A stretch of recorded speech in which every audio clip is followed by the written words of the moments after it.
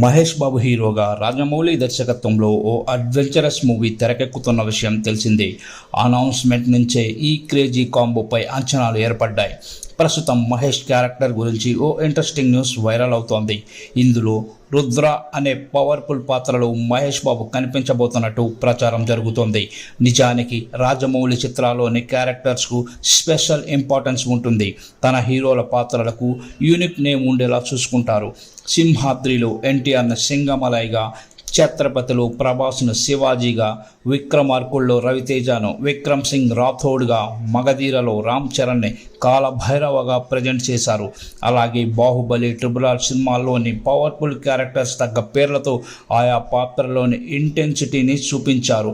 అలాంటి జక్కన్న ఇప్పుడు మహేష్ బాబుని రుద్రగా చూపించనుండడంతో తన పాత్రపై అభిమానుల్లో క్యూరియాసిటీ పెరిగింది.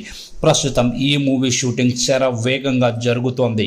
ఇటీవల హైదరాబాద్లో ఓ షెడ్యూల్ కంప్లీట్ చేయగా రీసెంట్గా ఒడిశాలోని కొన్ని రేర్ లొకేషన్స్లో చిత్రీకరిస్తున్నారు. ఈ షెడ్యూల్లో మహేష్ బాబుతో పాటు హీరోయిన్ ప్రియాంక చోప్రా, పృథ్వీరాజ్ సుకుమారన్ సహా ఇతర నటీనటులు పాల్గొంటున్నారు.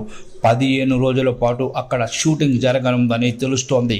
దుర్గా ఆర్ట్స్ బ్యానర్పై కేఎల్ నారాయణ భారీ బడ్జెట్తో ఈ చిత్రాన్ని నిర్మిస్తున్నారు. కీరవాణి సంగీతం అందిస్తున్నారు.